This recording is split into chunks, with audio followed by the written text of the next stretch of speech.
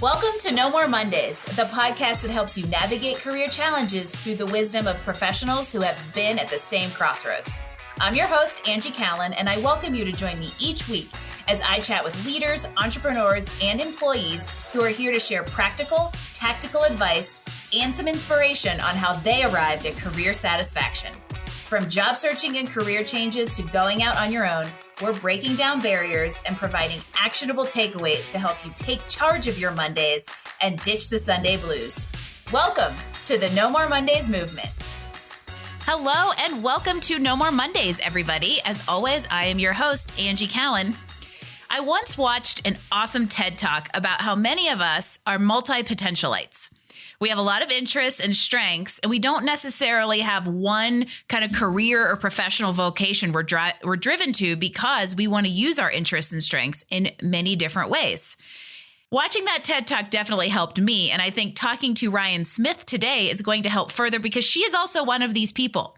She has found so many ways to channel her strengths into a variety of ways to serve others and craft different career directions, and it's taken her through career changes, industry shifts, and experiences that have given her a world of perspective on leadership, development, and relationship management.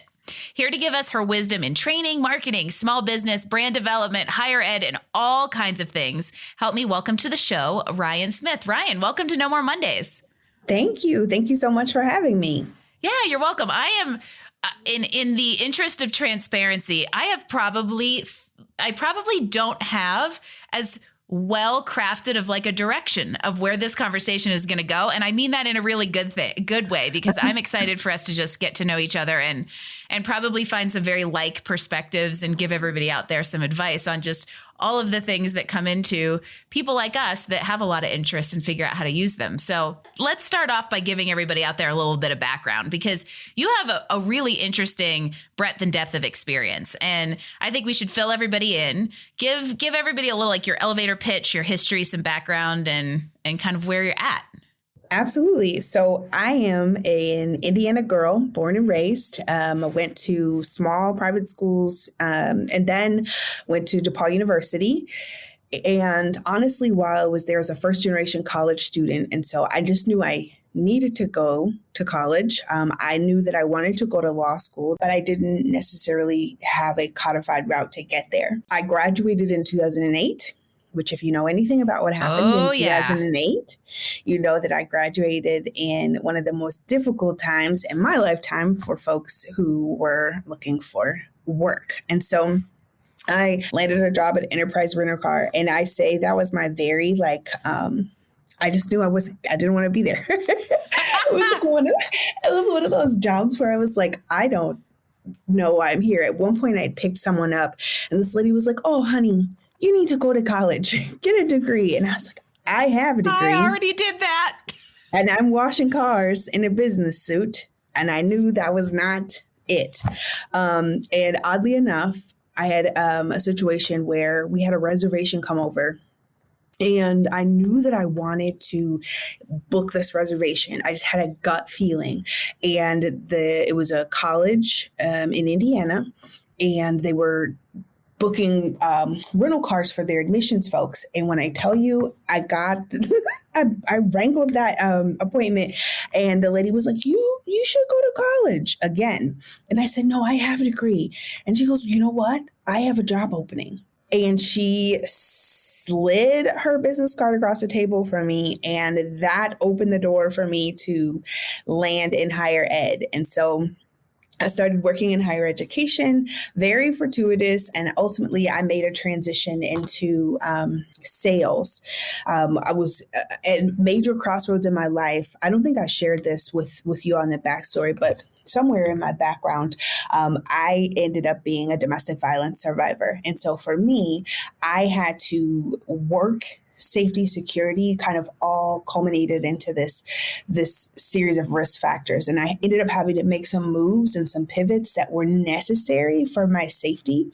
And so those moves landed me into sales. And so I worked as an inside sales rep for a while, still taking the skills that I gained in the higher ed space, and just really sharpening them, because higher ed I'm selling education, even though I'm not selling ad space, right? And so I really just try to look at my experiences along the way and say, hey, what am I learning here and how can I use them in my next opportunity? And I think that that is such an amazing lesson, because I don't think a lot of times we're present enough to to the circumstances or situations or positive aspects of where we're at to be able to constructively think about, wait a minute, this might not be where I want to be. Like when you were at Enterprise, you knew that, you were aware of it. But instead of taking like a knee-jerk reaction, it was more about like, okay, why don't I want to be here? I'm going to be present to the fact that I know I don't, to figure out where I go next. Absolutely. Absolutely. And I think a lot of my time, a lot of my experiences professionally, I have always tried to ground myself wherever I have landed or kind of wherever I found myself, and I think professionally we have these ideas and thoughts about like where our life is going to go. And then we have pivots, and sometimes pivots are great, but sometimes pivots leave us disappointed. I'll give an example. So I was working at the USA Today in sales. I got promoted very quickly to a corporate sales trainer. I was in charge of 200-person department, in charge of, digital sales training, as well as virtual training before virtual training was a thing. And I had an opportunity. They offered me a job. They offered me a job as a national training manager. And everything in me wanted to take that job, because everything, and it was like the gig. But you know how like you have that inside monologue where something just isn't right. And I went all the way through the interview process, and the final interview, the VP who was doing the hiring did not get on the call. He left me sitting on a call for 35 minutes, and that voice inside of me was like, I need you to pay attention here. If that isn't validation to that little intuitive piece of you saying, I don't know if this is right. Holy cow, what is? It was I was so sick, right? Because I really wanted it. So I sent a message to the guy who was trying to get me on board. And I said, hey, I think this is the answer. I'm out. And he calls me back, and he wrote me a blank check. He said, what's it going to take to get you to come on board? Name your price. And it was one of those moments where you have this blank check over you, and then like principles and integrity. And I'm like, I can, like, the voice inside me is raging right now. If I take this job, if I take this offer, I will not have peace. And so, but I knew that the company was shifting, because if you know anything about the newspaper, like the 4 years that I had been in that role, our company had faced a layoff every quarter. Newsflash for folks, for those of you that are like under the age of 30, we used to only read newspapers in print. And this is the period of time where that digital transformation was coming hard and fast. Exactly. And so he was like, whoa, name your price. And I just had to say, I'm out. And I went back to my office, and when I tell you I was sick, I knew at that moment I couldn't stay at the company. So, but I didn't have a job lined up. And I literally was sitting at my desk, and I was like, God, I need a job. Like, I need a job, because I can't stay here. And I put my head down on the desk. And by the time I lifted my head up, I had received a Facebook message. This girl from my law school, because I don't know if I mentioned I was also in law school. I have high ambition. I think I have a high drive. I was working full time at the USA Today, going to law school at night. In a sales role, no less, which is not a 40-hour-a-week job. I also wish you could all see my face right now, because like I'm on the edge of my seat waiting to hear about this Facebook message that just so magically appeared at the precise time it needed to. Yeah. So I'm sitting there as the prayer is like leaving my mouth. She sends this message and goes, hey, I have a job opening. And it's remote. Are you interested? And mind you, remote. This is before remotes were a thing. Yeah, it was less money. It ended up being maybe $5,000 or $6,000 less, but still was a lateral move. But it gave me some things. It gave me leverage. It gave me a reprieve, and it allowed me to finish out my law degree at home, right? And so I'm like, okay, I still had this angst because in my mind, I was disappointed about not being able to go down that pathway. What you don't know, and those of you listening don't know, is that 4 months into the new job, that division that offered me the job with the blank check, gone. They fired everyone. Oh, well, that hindsight came really quick. Because pardon me, there are so many like nuggets of career challenges people face all in the last 2 minutes of this. And I'm like, which one of these do I want to grab onto? And I think what's interesting here is there's a convergence of kind of two, I would say, thoughts, outcomes, recommendations that are really interesting here. And one is that especially in career and professional development, I've had this conversation quite frequently lately.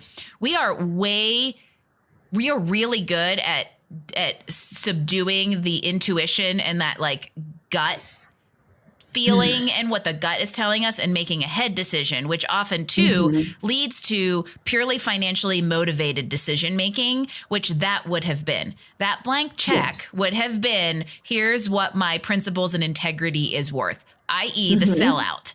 And rarely does that work out. And you have to imagine where you would have been. You would have been further behind 6 months after the fact than you would have gained when you got that. Then the trade-off of taking a $5,000 lateral move that had other benefits of finishing law school and all of these things that you didn't even know you needed.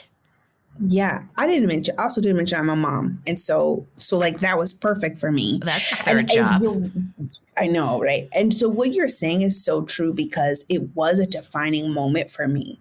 I had to, honestly, and I base a lot of my current day decisions off of that moment because having the courage and the boldness to look that opportunity in the face and say, you know what, this doesn't align with my values. And then still having had a positive outcome, like it only encouraged me and bolstered me more in my decision making because I'm a lot less likely to take things that don't align with my core mission, vision, and value for myself because I had the courage to stand up in that moment.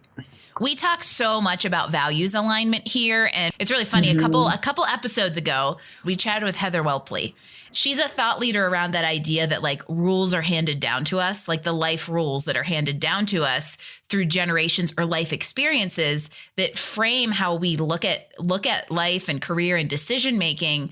But we don't often stop and like question the rules and say, are these what I want to apply to myself? For instance, I think you and I probably have parents of a similar generation who have the expectation that you do the same job for 30 years. And that changed drastically in the last 15 to 20 years. So if you're still holding yourself to that goal or that idea that, oh my gosh, I can't make a change or I have to do this one thing or two jobs in 2 years is going to look bad on my resume, that might be holding you to some like self-imposed limitation that's closing you to an opportunity that's sitting right in front of you and you're not taking it for the wrong reasons. Absolutely. And when you look at, like, if you hop on my LinkedIn, it's a lot. I don't couch it. But I will say that every experience that I have had has led me to the moment and the place that I'm in today. So when I left the USA Today, that random message that popped up, I took a job working in healthcare compliance, which made sense because I was in law school and I was doing compliance. But I got in there and I honestly, day one, I texted my parents and I was like, I don't know why I'm here. Like, why am I here? I walked in this back room and the walls are black and there's TV monitors and they're monitoring national cybersecurity threats. Oh, it's like legit compliance. We're not talking about just reading documents here. No, I was like, what are you saying to me and why am I here? And so I just kind of quieted myself, and my personality is one where I like to be an expert. And so I just kind of dug in with both hands and it was a really informative time. But I currently work in compliance. I'm currently working as a compliance director, and that opportunity was just the thing that I needed to like wet my whistle and get my feet in the door. And it really gave me what I needed from an equipping standpoint. And I think so many of my opportunities that I've found myself in, I just have tried to arm myself with skills that I could use and make work for myself. Yeah, you have to make the most of it. And because you might not know in this situation, you Mm-hmm. didn't know at the moment what the reasoning was there. I usually say the same thing, that I don't really know I was supposed to be a career coach until I became one. It wasn't Yeah. like 20 years ago when I was an engineer in engineering school, knowing I didn't want to be an engineer. I was like, you know what? Maybe I'm going to have this goal of coaching one day. Not like coaching was like a budding industry 20 years ago, but I didn't know. It Mm-hmm. was like each situation kind of led up to it. And I think you evolve. And if you allow yourself to kind of grow through those experiences, you can make the most of where you're at. And then all of a sudden you look back and you're like, oh, I was supposed to be in that black room with all the TVs because it was setting me up to finish my law degree in a way that was more sustainable, and then use that in this kind of work I'm doing now. Yeah, and I think too the experiences that we have along the way, because we're all living life at the same rate that we're trying to like progress in our careers and be parents, and there's all of these things. But I think someone asked the question. I read in a book once. The lady said you have to stop asking why things happen to you and why they're happening for you, and that was really that was such an instrumental moment for me, and it really shifted how I looked at circumstances that I found myself in. And it really, a lot of times we take on a victim mentality, even in professional workspaces, right? And instead of really taking that manifest destiny, taking charge of our career paths and looking at opportunities. That's not to say, I think there are folks who have had some real disadvantages and some real challenges professionally, personally, economically. I get that. But I think at the end of the day, all I can say is I'm in charge of my outlook and where I go from here. I think that there's some level in most situations that aren't those kind of like extreme unique situations. In most situations, we have a choice. And we have choice, not a choice. And you can either be a victim of your circumstance, or you can choose to constructively use that as a stepping stone and a point of leverage to go above and beyond, and kind of figure out how to kind of rise beyond the situation that you're in. And sometimes I feel like people don't do that enough for various reasons. Some of it's risk, some of it's finance, some of it's mindset and limiting beliefs. But I feel that I talk about this a lot around here, that like we're kind of accepting of that mediocre scenario, especially professionally, of like, yeah, this is fine. Because we feel like self-imposed rule or past imposed rule that's what we're supposed to just be okay in our careers, or just be okay in life. And I think that you can have so much more if you choose and allow yourself to. I think there are degrees to that. I like what you said there, but I also will say this. I think that there are those of us who really are a victim to our circumstances, but it's a mindset that has to change. And so many of us don't have the tools or the don't recognize the opportunity. And so for me, I've been very blessed, and I've been fortunate to be in spaces that some of my counterparts have not been afforded. I went to private schools. I went to DePaul University. Those spaces are spaces that if you didn't have the economic resources to get in, you can't make those shifts or changes. But what I have been cognizant and conscious to do is to see where I'm standing, break ground, and then turn around and bring somebody else behind me. And I think when we have that type of mentality, that's when we'll start to help people really shift and change their circumstances. Because the system is messed up. Like there's so many things we could point at that are jacked up. But I think when you have the opportunity, and that's a privilege that I have. It's my responsibility now to then turn around and to give somebody else a leg up where they may not even have a mindset map to get there. Oh, my favorite part of that is that we live in this is a jacked up system, but you don't have to be jacked up in it. It's probably a good way to put it. And yeah, well, it's getting out of line. You talk about, we have these rules, these prescribed rules that are passed down. And, it's not until I became an adult and really leaning into this, like I call myself a Swiss Army knife, right? It's the pink one. That's me. I have all of these things, I can do all of these really great You're a multi-potentialite. things. Let's bring it full circle. I absolutely am. But I didn't realize that was my brilliance And I apologized for that for a long time. I Oh, apologized for that. so I'm going to actually create an anecdote here because I have a lot of people who are like, I am not marketable in the job market because I'm a generalist. That in and of itself is a marketable skill. And I Yeah. love pink Swiss Army knife is amazing because I actually was thinking about what you said. You're like, if you looked at my LinkedIn profile, I'm a lot, which one, I appreciate because I'm a lot.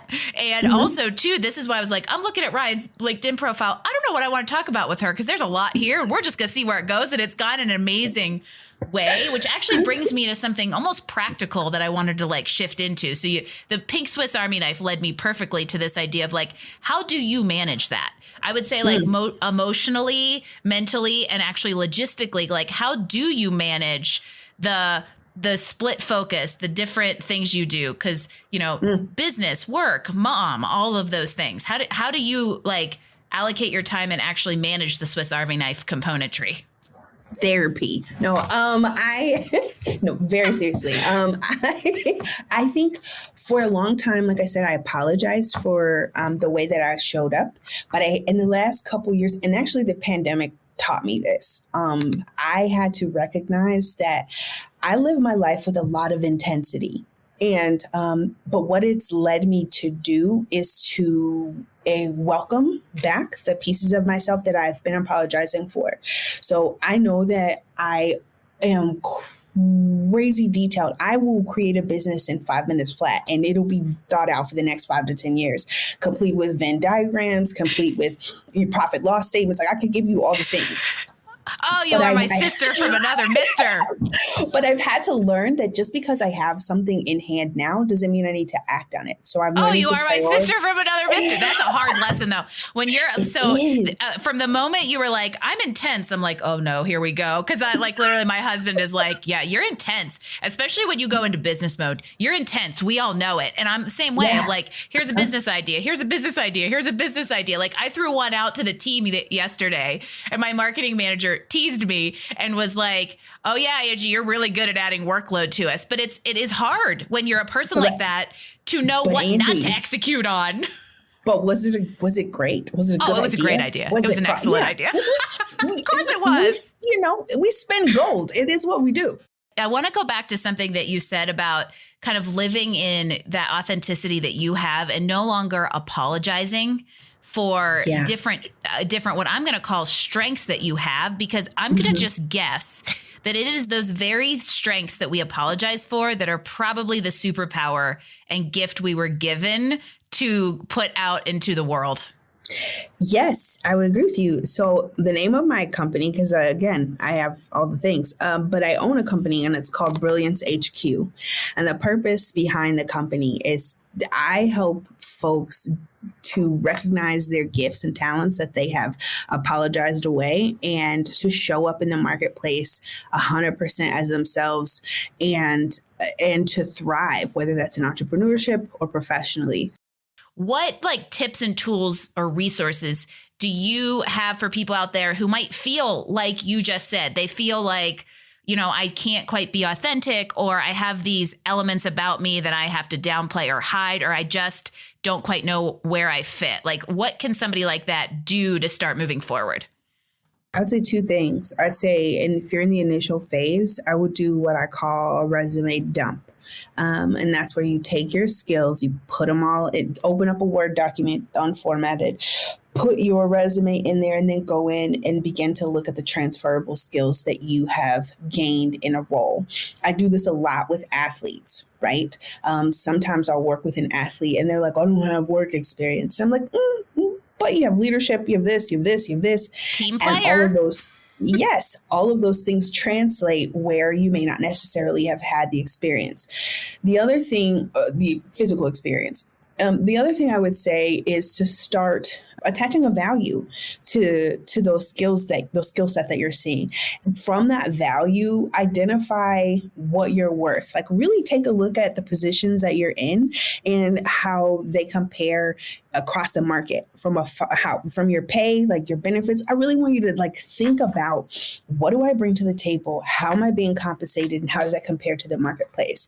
And then get so like comfortable with what you're bringing to the table that you don't allow someone to discredit your work product.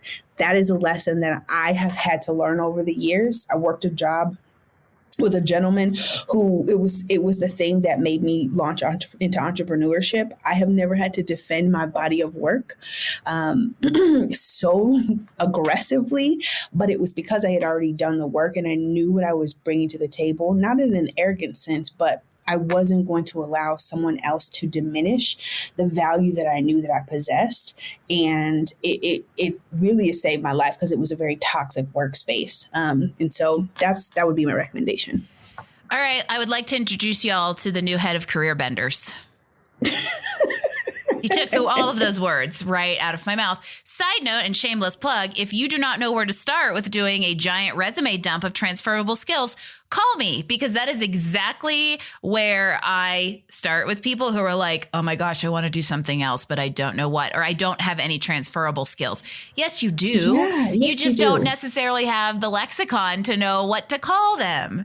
Absolutely. So, absolutely. You are full of good little like pearls of wisdom. So let's play a little game and give everybody some more. What do you think? I'm with it. Okay, we're going to get some kind of rapid fire recommendations because this never goes very fast, but it's fun anyway. So I'm excited to hear what you throw out for a great book recommendation. Oh, Believe Bigger. One of my all-time favorite books. It's called Believe Bigger by Marshawn Evans Daniels. Highly recommend it. That's a new one for me. I'm going to actually compliment your suggestion. I'm going to go look that up and add it to my cart.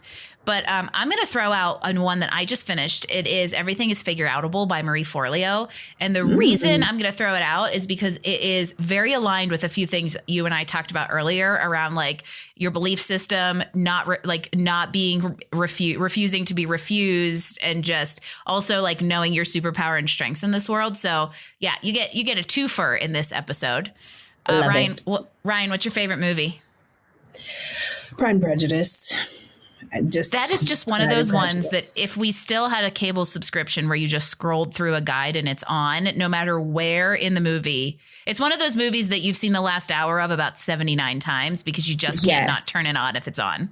But I'm hardcore. So like not the Keira Knightley version, because I don't recognize that one. I recognize Colin Firth as my Mr. Darcy. So it's like the 6-hour version and I have it on DVD. And if, obviously No More Mondays is an amazing podcast, but I would love for you to give us another suggestion for a podcast you like to listen to. Oh, absolutely. Welcome to Reinvention is a great podcast. I highly recommend. A friend of mine, she focuses on women in business, but it's a really great stream about really what's that pivot point for you? What does reinvention look like? A lot of times we talk about retiring, but really is it retiring or are we reinventing ourselves? And I think we want to be reinvented more than we allow ourselves. I always joke that at 42, I've had at least 4 careers and I'm probably not done yet. So don't fear the reinvention. Now I'm going to have Don't Fear the Reaper stuck in my head for the rest of the day. And if you guys are podcasters out there and you are listening, everyone I think should go to Podcast Movement. I always plug it. It's a really great conference platform. Oh, awesome suggestion. And of course, this is a show about making the most of Mondays. So what's the first word or phrase that comes to mind when I say Monday? Monday. Mondays are for organization. That's my phrase. Tell us why and how you approach Mondays because of that word. When I'm organized, like if I take my Monday and I just chart out my week and I really set my intentions with what I need to accomplish, I find that my Fridays are a lot better. I have to be because I'm an intense person, I have to be intentional If I'm not intentional and Monday is a wash, you can count Tuesday, Wednesday, Thursday, and Friday as a wash as well. Yeah. It's either all 5 days. It's either set yourself up for success and all 5 days go really well, or all 5 days don't count. Yeah. I don't know how to do that balance thing. Yeah. You and I should talk, because I struggle with that too. It's like, yeah, either I am on it or I am off of it. And as we kind of wrap things up here, which makes me sad because I have about 37 different talking points that I really want to squirrel into, but I want to know how everybody out there follows this just amazing, kind of crazy, a lot journey that you're on. How do we find you? I am on LinkedIn. If you are in professional worlds and you don't use LinkedIn, I don't know what you're waiting for. You're missing something. Find me. Yep, you can find me at Rhyan, RHYAN, Smith on LinkedIn. And then I'm also Rhyan Smith on Instagram. And obviously we will, as always, link all of that in the show notes. And Rhyan and I are new connections on LinkedIn if she has accepted it in the last hour. And that way you can find her through my network as well, because I think that you're a great person to follow. You've great wisdom and experiences that I think a lot of people can resonate with and get some tools on how to navigate whatever challenge you're at in your career right now. There is a way through it. And that's what I want you to know from this episode. There is a way. And as we kind of close things out, let's get one amazing last piece of wisdom from you. What's your gold nugget? What's your best piece of advice on what everybody out there can do to get a step closer to career and life satisfaction? I'd say be unapologetically yourself. And the way that you do that is just to sit with yourself and hold those pieces. Like, stop apologizing for the person that you have grown to be. I don't, for once in my life, I'm not going to add much to that, because I think it is a very bold statement. Hashtag be unapologetically you. It's very true. And you have permission to do that. And if no one else gives you permission, Rhyan and Angie are giving you permission right now. How's that? Do it. Permission to be you. Name of the episode. Granted. I love it. Rhyan, this has been fantastic. I'm so glad that you've joined the No More Mondays movement. I'm so appreciative of you just kind of sharing the journey that you're still on, because it's not that you've been on it, you're still on it, and all the twists and turns and amazing outcomes that have come from navigating it. So thank you so much for being with me today. This has been awesome. Yes, thanks for having me. Yeah, so we always enjoy these kinds of conversations and hearing from people that have successfully navigated crossroads and charted a path to success and fulfillment. It's always a bonus when it's somebody like Rhyan, who is willing and intentional about helping others do the same. There's definitely some great advice here, so I hope you took notes. I hope you'll listen again. I hope you will take some of these pieces of advice into action to get yourself a step closer to satisfaction and a step closer to your authentic self. For all of you out there, I am appreciative of you being here and listening to this episode. I would love it if you would leave us a 5-star rating wherever you get your podcast, and subscribe to No More Mondays, because it is a huge help as we continue to inspire confident professionals with great stories like Ryan's. If you want to leave us comments, feedback, drop a guest suggestion, or grab the show notes from today's episode, visit us online at nomoremondays.info, and we'll see you again next week for another episode of No More Mondays. Thanks for joining us for another episode of No More Mondays. Tune in next week as we bring you more insights and actions to help you improve your professional life and find career satisfaction.